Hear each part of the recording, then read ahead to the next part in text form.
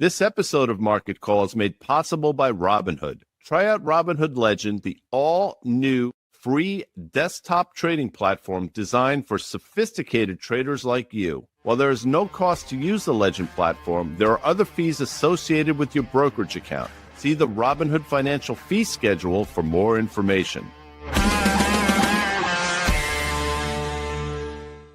Yankees suck.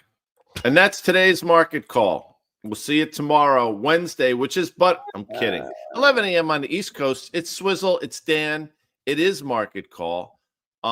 There's a market that is trading. The market opened higher. Why, Dan? Because, yes, it is open. There's some individual names that continue to defy logic. But there is a lot going on under the surface yet again. Hello, Dan. Yeah, I think you and I, hi, Guy. I think you and I were a bit perplexed yesterday to see all of the losses from Friday gotten back by those market participants who have been accustomed to buying dips, even if they're very near all-time highs. And, I think that was the first 1.5% decline on Friday since I want to say, mid to late April. I think that is correct. And, the point there is just kind of the lack of fear that investors face or are presented with, as it relates to what the market's giving them. And listen, that's fine. I just want to throw this up because Doug Cass just sent us to this from thestreetpro.com. And I think this is really important. You could say, these guys are always trying to pick apart. They're kind of cherry picking a little bit here.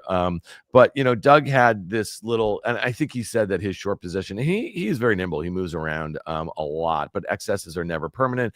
From my perch, they're going to throw this up in any moment here. Any moment they'll throw that. Oh, there it is. From my perch, equities are more overvalued than at any time this year. Okay, we also know that that's not a great timing tool, but it is an input that Doug is using. Current valuations are poor launching pad for future investment returns. That is important, right? When you think about a valuation for the broad market or individual names that are driving that performance, if you just have this sort of appreciation through, price, which is kind of multiple expansion, multiple expansion, right? Slugflation. You spoke about this yesterday. Likely lies ahead as domestic economic growth is moderating. Inflation is prickly. Everyone, it seems, now worships at the altar of price momentum, a condition previously seen in the winter of 99, the summer of 2007, and late 2021. And we just know that, that multiple expansion and those largest names in the S&P 500 are driving a lot of that EPS performance. So you just use the term under the hood. We're getting some of this data. Peter Bookvar was writing about it. And by the way, you had a great podcast in the Risk Reversal podcast. If Peter and I do a podcast together, does that mean we're potting? Yeah, you guys potted together, which I think is pretty cool that you did that. But I guess the main point there this morning about this ISM data, we're going into some sort of retraction. Is that a word? And retraction, retracement, something. We're not in expansion mode. So talk to me a little bit about what Doug laid out this morning, what Peter's been talking about, the data, and some of the price action that we're seeing away from some of the biggest names in the market. I think the word we're searching for is contraction, but I might be mistaken. Number one, and Peter's work talks about services, which is the largest component of this economy by far, and obviously it's somewhat flatlined now for the last quarter or so, maybe a tad longer, and I think that's concerning. Obviously, you had the president on Squawk Box this morning, telling his story, talking about the economy, talking about a lot of different things. Is there a pushback, Guy? I didn't watch it either. I saw the highlights. Okay. No, I'm just curious because, listen, I know Joe's a fan and that is his prerogative to be, right? And I think it's super cool that Joe can get the president of the United States on his program. But again, sometimes with the president, especially when he's on the phone, he can just talk and talk and talk, and it makes it hard to kind of rebut a little bit, right? That's my only. And I do think, to Joe's and Andrew and Becky's credit, I think they tried to push back on a number of things. Like, right. Do you have any proof that the numbers are rigged? And there were a number of things that went on, but that's not, my point is, like, there are people that are going to tell the bullish story through whatever lens they look at, and there will be people that tell the other side of the story based on some of the data that's been out there. And you say what you want, and the point I tried to make last night on Fast Money, and I tried to make on this show, if you question the methodology of BLS, that's fine. I mean, I think we all can say over the years, we've seen revisions mostly to the downside, but we've seen revisions higher that sort of leave you, to your earlier point, scratching your head. And, I think if the president were to say, I have a problem with the methodology because we can't have these types of revisions, be it to the upside or the downside, and somebody needs to take ownership for that, and that person is the person that runs the BLS. I think that would have been a far more elegant way of saying it than the numbers are rigged, it's political, somebody's got to go type of thing. Methodology does seem a bit flawed. You can't have those types of, in my opinion, revisions. And I asked Steve Leisman about it last night. But here's the underlying couple things. If the revisions had been higher, we're not having this conversation. And, for most people, the BLS would just be 3 letters thrown together. I only mention it because there is a weakening in the job market, and it's happening right before our eyes. And I think that's one thing that should be concerning. And when you see then the services numbers start to flatline and go slightly lower, that paints a bit of a narrative here. And I think that's what the market is up against. I'll add this as well. Despite yesterday's performance in the market, which was staggering, the reversals that we saw last week, and there were many in individual stocks and in some indices, are still in place. Back to you. Yeah. That was a great little rundown right there, Guy Adami. It's like you've done this before. Didn't even use a what do they call those things? A prompt. By the way, so I was looking at the retraction, whatever, the contraction. I just want to be really clear, and I'm not asking for any sort of sympathy, but we have 2 cats and a dog, and they're all aging, and this is going to get kind of expensive. Well, we're all aging. I mean, by definition. Every day. But what I'm saying is they are getting to the sunset of their lives on this planet. Okay. And the cats are the kids, the dog is everybody's, but the dog really is my guy. Right. Mm-hmm. And so, we have a situation. We have some cancer. We have some diabetes for the cat, Tom. He used to be 21 pounds. He's lost 5 pounds in the last few months. He's having some troubles. So he's got a glucose monitor on him. He's going to start taking chemotherapy pills, all this sort of thing. And so my wife's out of town. One of my daughters is out of town. And the daughter who really loves this cat is in town. And I'll get to the point here. Okay. So he's having his glucose monitor. There's an app for that guy. Literally, there's a thing that they attach to him. There's an app. You take the readings and it goes to the vets and this and whatever. So last night, my daughter sets an alarm for 3 a.m. because she needs to check the glucose. The glucose reading should be 100 or higher. It gets a reading of 53. That's lower. That's like that game they play in Price is Right. Lower. Anyway, please. Okay. So the upshot of it is the vet, who my wife thinks is hot, by the way, so we just call him Hot Vet, okay? She says that we got to take him to the emergency room vet. So at 3:10 a.m., I jackass it across, 5th Avenue to 6th Avenue, up a few blocks. I'm there. And I got to tell you, these guys were Johnny on the spot. There were 4 of them at 3:10 in the morning, and they were all over it. And they basically take a little blood test, and the reading on the app was wrong. It came in at 1:30. They said they're not going to charge me for it. I jackass it home with the cat. And then I go, you ready for this? I go to a 24-hour pizza place. I bought a couple pizzas. I brought them back to them. And I said, thank you very much. I did all this between 3 and 4 a.m. Because 4 a.m. Because I'm sorry about this, audience, to the extent that people are still with us. So this aging cat, Tom, by the way, that's the cat's name. Yeah. Which is lost, went from 21 pounds to 16 pounds, which percentage terms is a significant loss of weight. Correct. A glucose monitor was placed on this dog's paw or leg or hindquarters or cat, right? Yeah. And then you monitor this with an application on one's phone. And you need to monitor this like every 6 hours or so, I would imagine, every 8 hours. Yeah. Is that fair? More frequently, every few hours, yeah. So probably it was Ellie, if I had to guess. Was it Alex's cat. So Alex set the alarm, and she was startled to see that at 3 a.m., the number that should be 100 or more was 53. Yeah. So she woke you up, and then you immediately you called the vet who had... I didn't call the vet. I just took him to the vet. I knew where to go. Okay. That's all that happened for you. All that happened. So that's, by the way, that's why we had difficulties coming up with contraction. Yeah, exactly. I mean, like, listen, dude, give me a break, okay? No, Like, I'm giving. Yes, all right, I what movie? understand. Cats and dogs living together, mass hysteria. That's a Bill Murray. That's a Bill Bill Murray. Murray. That is Ghostbusters. Every Ghostbuster since then totally sucked. All right, let's get back to the markets. Sorry about that. That was my bad. I couldn't think of the word contraction. My eyes are still glazed over. So, guy, I'm looking around here. Okay, I see semis down 1.5%. I see software unched because I think Palantir is helping that out. We're going to get to Palantir in a second. I see large money center banks near 1.5%. JP Morgan is down 1.7%. We talked about Walmart yesterday. It's been showing some good relative strength. It never confirmed the highs in the S&P 500, but it's showing. So I think, as a staple, that thing's making sense. But I'm looking around here, man, and I'm like, okay, some of the pharma stocks are down. I think Nova was downgraded. Pfizer upgraded their outlook. That's up 4%. I can't remember the last time Pfizer was up 4%, but it feels kind of funky. The S&P down 5%. I guess if they want to throw up, let me drive here. I got the legend open here, guy. If we want to throw up a S&P, let's just do the S&P. Yeah, put the S&P up because, as I said, or as you do this, as I said earlier, those reversals last week are still in place despite yesterday's move, which obviously was exciting.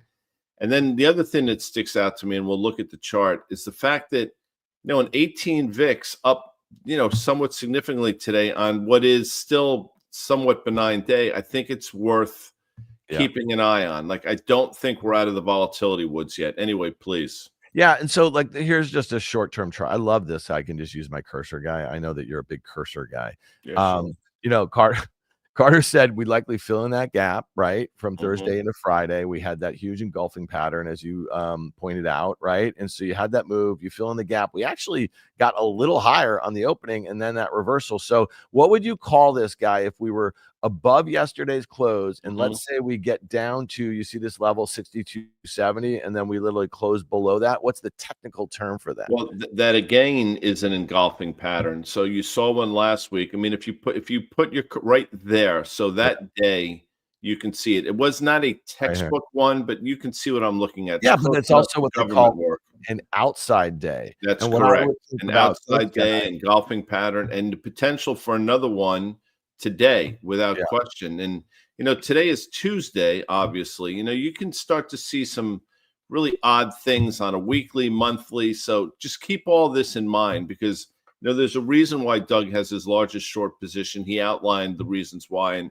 I think you throw on top of that, and Doug might push back a little bit, but some of the technical breakdowns that we saw last week, and that's sort of, you throw that all in a pot, you stir it up, and you say, this could get pretty interesting pretty quickly. All right, here's a pot. You'd have to be on pot to actually buy the stock here, in my opinion. Okay, so this is the Palantir, reported last night, accelerating revenue growth. I think that's fantastic for Palantir. Okay, the stock opened today at about 172, traded as high as 176.30. I guess one of the things I think is interesting, guy, is that, okay, so we talked about this yesterday. You're going to have to see accelerating revenue growth and earnings growth to really justify the valuation. We talked about this, right? So now you're seeing expected earnings growth this year 51%, expected sales growth of 37%. It's still trading at, you ready for this? It's trading at 1.5 times sales with that nearly 8.5% gap, right?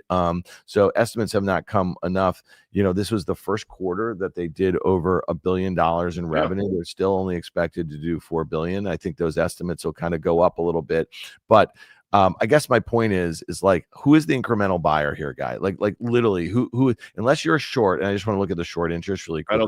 I don't think it's significant enough. 2.5%. 2.5% of the float.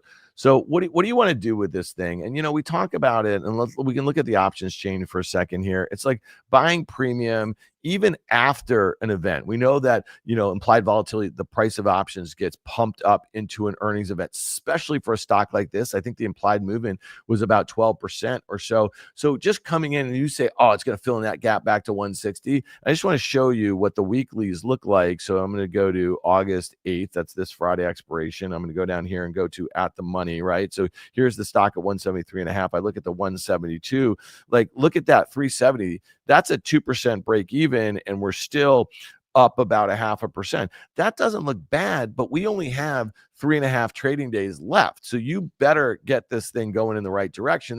And then not only that, you're going to continue to see vol come in, and you're going to see those at the money puts. You're going to see them. Thoughts here on the opening, how it's trading right here. It's still up about 8%.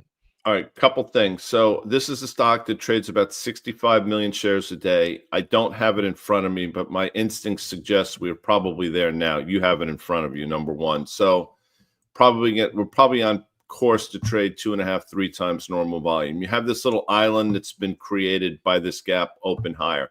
Put up that slide about all the different metrics real quick, because what I'll tell you is, and what we've said before, Alex Karp has been pretty consistent in the stories he's been telling. He was telling this story a decade or so ago. It's changed a little bit, but for whatever reason, nobody wanted to listen to him then. And obviously over the last year, everybody wants to listen to him. This is now a $410 billion company sitting on top of a revenue of about, I'll give you north of 5 billion, let's say. Let's call it somewhere between 5 and 6 billion. Well, by the way, Guy, you would have to have a monster acceleration in the back half of the year to get to 5 billion. Well, that was going to be my next point. Is in order to justify this, these numbers that you see, 48% revenue growth, all these different numbers, you have to see these continue to sort of manifest themselves, not over the next couple of quarters, over the next couple of years, if you want to sort of do the math in order to justify this. Now, if you say to me,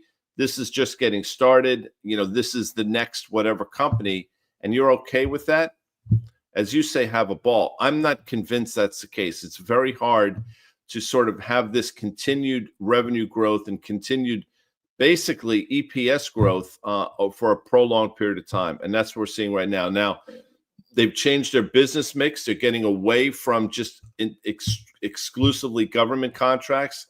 And that's one of the reasons why Palantir was in my hope trade, I think 3 years or so ago, because I thought they could make the switch. But in my wildest dreams, I never thought we'd be here. So in the here and now, with this island that's been created on a day where we're going to do 2.5, 3 times normal volume, this is a harvest day without question, regardless of what you hear from some of the external voices. Yeah, no doubt. All right, let's look at this thing. So here is a 1-year chart. You look at that 14-day RSI. If they want to let me share here, that is pretty overbought. If you look at the 200-day moving average, it's at $100. $100.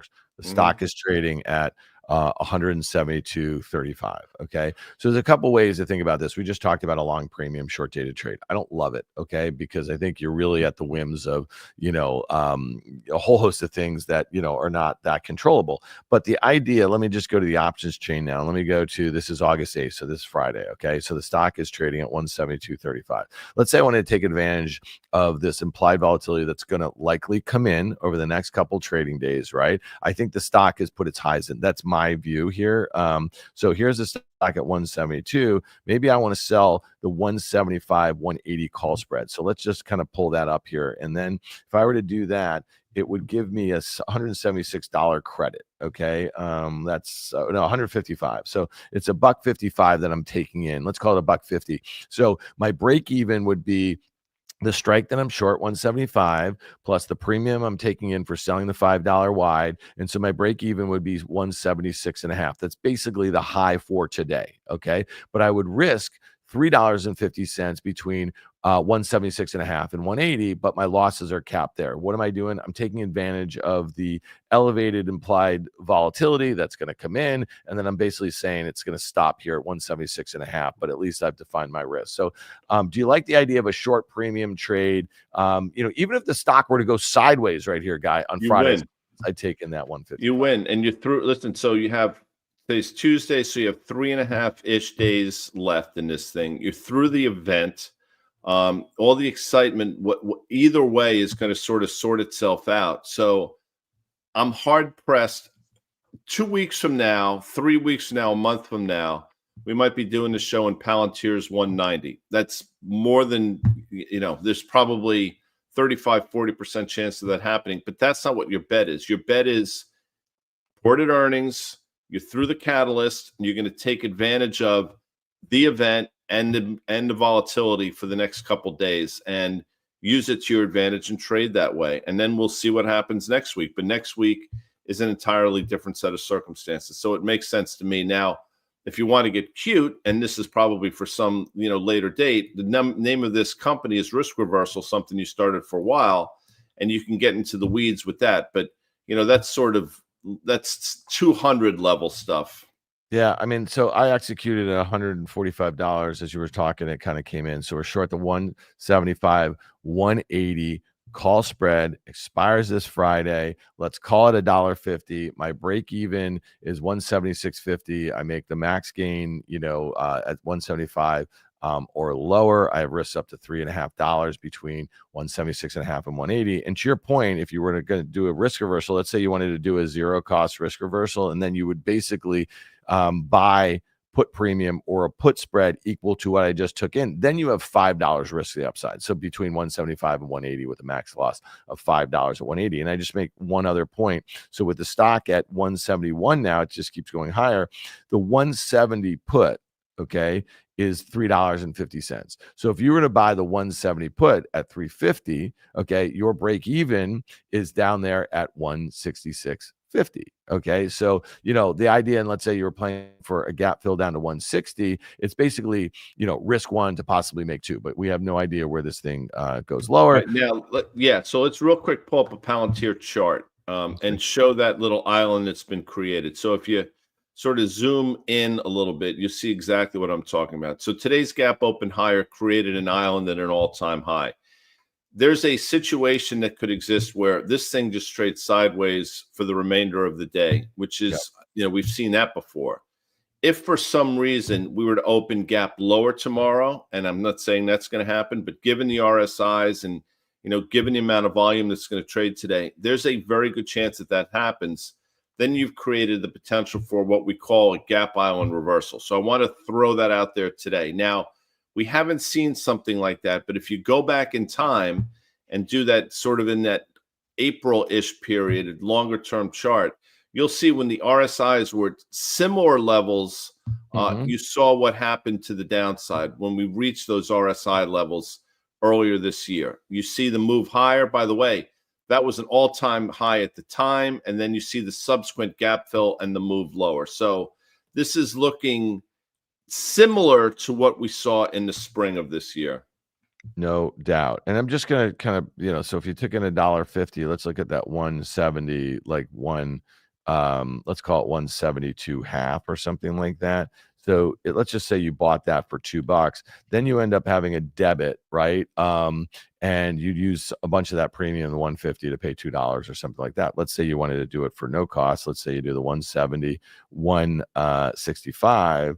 Then basically that's about even money, right? So you basically could make up to $5 between 170 and 165. You could lose up to $5 between 175 and 180. So that's the way we're thinking about that. But we just did the short call spread. All right, where do you want to go now, Guy? We spent a little time on the Palantir. Well, so there's an individual name, and I do think that's we mentioned Pharma, so you might as well throw up the Pharma slide we have talking about, again, in the bullseye, and this seems to be pretty bipartisan in terms of issues, big cap pharma. And, you see it, they'll continue to beat this drum. We're getting ripped off, whatever you want to say, but it does have ramifications. And, the first place, if you think about it, the first place to look is sort of Eli Lilly for a myriad of different reasons. And what I'll say is, very quietly, and this has been since I want to say last August, so a year-ish, Eli Lilly has not traded particularly well. So I think it made its all-time high, if I'm not mistaken,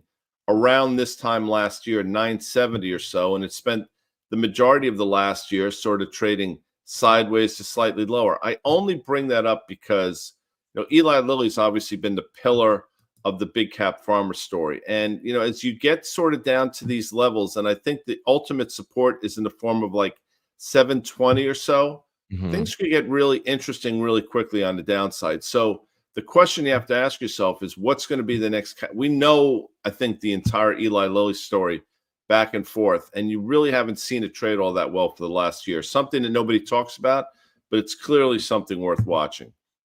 Yeah, and let's just pull up the Novo for a second. That got downgraded, and I guess let's look at a 1 year, and then let's look at a 5 year. just like things can get overdone to the upside, they can get overdone to the downside. Like, just when you think the sentiment is like so freaking bad, you know what I mean? Like, this is what can happen, And so, I don't know. I just, again, Lilly, to your point, it could get interesting really quickly. I just don't know what the upside drivers are at this point, Right. And so I'm with you on that one, Guy. I mean, the other thing we should look at real quick is, in my opinion, is what's been going. Again, we sort of beat this with with a stick, but gold mining stocks and gold itself continue to hang in there. And as we're sitting here today, GDX, which is the VanEck Gold Miners ETF, believe it or not, made a 52-week high. Not only that, we're probably at the highest levels we've seen since, I don't know, 2010, 11, 12. I'd have to go back and look, but definitely over the last 10 years. So I bring that up because very quietly, despite gold's sort of sideways action, the market is finally giving some credit to these mining stocks. Now, there's a couple things going on. I think part of that is this belief, okay, the gold move is real, because historically people wait a long time to get long mining stocks because they've been faked out so many times by the underlying commodity. Now I think what the market is saying is there's something going on in the commodity, and we're willing to make those bets in the gold miners, specifically the GDX, but some underlying, obviously, names as well. And I mention that because that speaks to what's been going on in the dollar, the bond market, and some of the geopolitical concerns that are out there that are clearly not priced into the equity market. Yeah, I mean, it's funny because, you've been on the gold trade, you've been on the gold miners trade. I mean, this is something that I'm not particularly that well schooled in, but you look at that chart and you say to yourself, something's going on there. And then if we just go to the gold chart for a second, we've been talking about that consolidation. So you're seeing some near-term outperformance, right, in the miners. And, I don't know what that beta is. What is it usually, like 2-to-1 or something like that? I don't know. But that makes some sense. CC just said that you see that on UNH. So UNH just went from 241, I think, to about 247. I don't know, as we're doing the show, what happened. CC will figure it out. Somebody will figure it out. But there's obviously a move going on there. I don't know if they said anything, but we'll try to sort of come to the bottom of that before the end of this show, Dan. All right. What else we got, Guy? Do you want to take a couple questions? We got any questions there? We don't have any pressing questions. Well, throw some stuff in there, people. You know what I mean? Like, have a ball. What are some things? Let's pull up JP Morgan for a second, because this is one that I find pretty interesting from the standpoint that on down days, it has basically, and not in a material way, but it's kind of led the money center banks, as far as how much the losses basically on a so this thing is down, I want to say 2%, and I see Bank of America down 1.75. Wells Fargo is down 25 basis points. So it's not that massive, but I do think it's interesting. And then the other one, there was an article, I think, in the Journal about Wall Street bonuses. And again, a lot of people, watching or listening to this, they probably don't care what folks on Wall Street are making as far as bonuses. But sometimes it's an interesting reflection of just sentiment about how banks are feeling about the deal flow and the trading flow and, all that sort of stuff. And so, it's a little early, I think, mid-year to start talking about that sort of stuff. But it's funny that stuff starts trickling out. And you never know who's behind that sort of thing. But by all accounts, if you just looked at those Q2 numbers that we got about a month ago, a little less than a month ago, I mean, things are humming at investment banks. And let's pull up Goldman for a second here, because obviously JP has that money center aspect of it, largest bank in the world. But Goldman, from a M&A, and we've had some M&A, and also from an IPO expectation standpoint, that one's kind of interesting. Let's go to Morgan Stanley, because that's the other one. Yeah, and you know what? Take a look at Morgan Stanley, but the one that I want to sort of hone in on is Bank of America. And we actually talked about this last week. And we said, because I do have a decent memory despite my advanced age, that Bank of America was setting up to make a major double top. And we said, go back and look at the highs back in January of 2022. I think it was around 49.5 or so. And look where we just traded up to. Now, I know a move from 49 to 45 is not earth shattering, 9%, 10, whatever the hell it is. So it's not like it's a huge move, but it's the beginning of something. And I will tell you, if you listen to some of the commentary out of the president, I mean, the banks are still a bit of a problematic for him. And I remember, if you go back a year or so, he singled out Bank of America in terms of what he thought was their treatment of the conservative movement. And they're still in the crosshairs. We're right at the 200-day moving average here, double top. I think if Bank of America, it sort of trades below 43.5, I think there's some significant downside in that name. And we pointed that out last week as well. Yeah. So Jacob's saying, and again, I got to get the transcript of this conversation this morning. Jacob's saying he mentioned JP Morgan and Bank of America by name on Squawk Box. And I do think, oh, did you just say that? I'm sorry. I was reading there. But one thing it's interesting about that, there was an article in the Wall Street Journal, I want to say late last week, talking about Jamie Dimon and how maybe Jamie Dimon and the president are kind of having a little, I don't know, vibe session, if you will. They were not getting along for a while, especially in between his last administration and the new administration. And they said that he had been to the White House 2 times the last 2 months. And we also know that, when things were going haywire in April, when Jamie Dimon went on, I can't remember what network, but he was talking about what's going on here and talking about the trade war and the likelihood of it causing recession and the like. And that was in and around the time where, Trump kind of pulled it back on some of those worst case scenarios and pushed some stuff out. So Jamie Dimon, still a lot of sway there, guy. Yep. So there's from Doug Cass, because we asked, and I'm going to read, so I apologize, folks.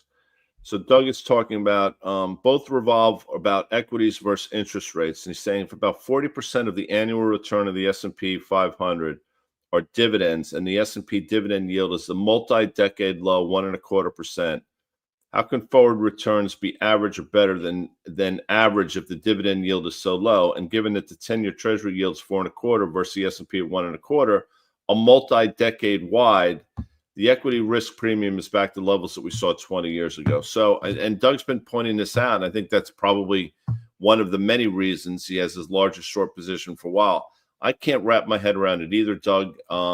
Valuations, what you will hear is over and over again, it's different this time, and we're in this new paradigm, and those old numbers are exactly that, an old way of looking at things. But as you've pointed out, and as I've tried to point out, it's never different. It's just a variation of very similar themes, but at the end, math sort of wins all the time. And I don't know when this math is going to start to win, but with each passing day, we get closer and closer. Yeah, no doubt. All right, a couple things that you're focused on before you get out of here. So we talked about that pattern in the S&P 500. If you're going to have that sort of outside day, what do you think the drivers of that are, Guy? Because we do have this situation, obviously, with the 10-year yield, with it at 4.19. That's one of the things that, we saw the CME Fed Funds futures. We saw the probability of a 25 basis point cut after that jobs data move higher. I'm sure that manufacturing data is going to help the cause there.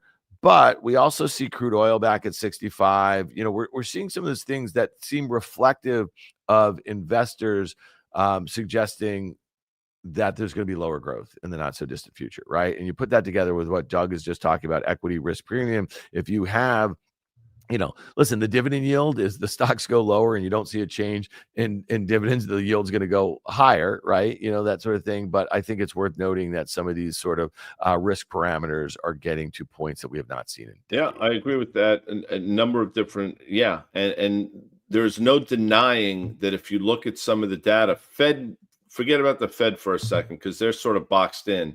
Yeah, things are slowing down. I mean, that's natural. Like, it's not anything other than sort of the natural cycles playing out. I mean, we should be seeing a slowdown, and we're seeing it here. So they're going to want to accelerate this cycle, but at a certain point, it's like that old commercial. You can't fool Mother Nature. Real quick, we do have a question about FIG, FIG. When would you get in? You probably have a much better handle on this than I do. What I said on the show last night, what I'll say now, I mean, it's hard for me to agree that that was priced correctly. I think they priced it at $33 or something, and then 38, and you saw where it traded up to. I think it up to about 143 or something. So I don't know. I mean, that just seems odd to me, but what do I know? Well, yeah, to see the stock come in that quickly. I mean, one of the things, when you get allocated this, if you're a hedge fund, you have a nice gain. I mean, ABC, as far as I'm concerned, you get this thing at 38, you have this thing trading at up $100 in a day or so. And so maybe that's what you saw. Maybe you also saw, scenario where the lockup is perceived to be less than expected. You're starting to see that a little bit. It used to be I think 6 months, take it to the bank, and now you're seeing some shorter lockups and the like. So who knows? I think that one's interesting from a sentiment standpoint. We've also highlighted the fact that CoreWeave and Circle are down a bunch from their recent highs. Also, it took them a while to get there, but those were two recent IPOs. And I guess the other thing, Guy, we're going to start focusing on a little bit is going to be NVIDIA. They don't report, for a few more weeks here. And when we think about all the CapEx that we had to digest over the last week or so from the hyperscaler sort of earnings, I just feel like this is one that, again, we're just going to be so focused on it. The stock traded, what was the low? 131. Here we are at 176. The high was 183 a few trading days ago. So, again, these guys are going to have to post a massive beat and raise, in my opinion, from here to get things going. We have to get out of here in a second because we have a podcast we're doing with John Butters. So that's going to be fun. But we have a couple questions about Spotify. I know this is something near and dear to your heart. What I will say is the current level of 640, having traded down from the all-time high of, I think, 785, this should be support. This level is basically where we topped out at in February of this year when it made an all-time high of about 645. So I know, within a couple dollars, but this level should be support, Dan, at Spotify. I don't know if you've looked at it recently. Yeah, what sticks out to me about Spotify right now is the expectations for a massive earnings jump year over year from 2025 to 2026. And so, expected earnings this year, 586. They did swing to a loss, Guy, a quarterly loss in the Q2. They have not had a quarterly loss since Q4 of 2023. So I think that's interesting. So you're seeing expectations 586 this year, 1156 next year. So you see a multiple going from 94 down to 48. Again, that's not that important. But when I think about, and maybe they want to pull up Netflix for a second. So that quarter that they reported, the quarter looked good. The guidance was kind of squishy, if you will. I don't know why they would give anything other than squishy guidance. That's barely seen an uptick from those highs. And so I think about what's going on with Netflix, and it seems like everything's firing on all cylinders. But your point about that breakout level in Spotify, where's that breakout level in is it like $1,000 in Netflix, right? You see that 200-day moving average down there. What is that, 1012 or something like that? I could see a date with that, right? And then I think about, okay, so what is going around, Adam B, with the Spotify? Here's a company that has gross margins expected to be just under 32, maybe just under 33 net next year. And then if you look at that multiple, 95 or 4 times this year, 47 times next. Then you look at the margin on Netflix, 49%, Guy, and it's trading at 44 times this year and 36 times next. So it's worth noting, even on lower growth, this is a much better multiple, as one would expect the opposite. Yeah. Similarly to Spotify, Netflix made an all-time high back in February and then sold off like many things did into April. That level is about 1,060-ish, which is about $100 lower than where we're currently trading. And to your point, we seemingly have a date with the destiny there. I'll also point out that Tom Rogers, who was on Squawk Box this morning, who's been steadfast in his view about Netflix, recently on our show, Fast Money, about a week and a half or 2 weeks ago, was somewhat concerned with some of the things that he was seeing. And that is, I don't think that's him going flat out bearish, but that's a bit of a sea change for him. So just something to keep in mind, Dan. Yeah, not something we've heard from him in a very long time. All right, peeps, thanks for being here. We appreciate it. Interesting day in the markets. Let's see if Palantir is on its way to filling in that gap. If Palantir goes back to 160 in the next day or so, fills in the entire gap, the S&P, I suspect, is going to be somewhere, Guy, down there at 6,200, or maybe kind of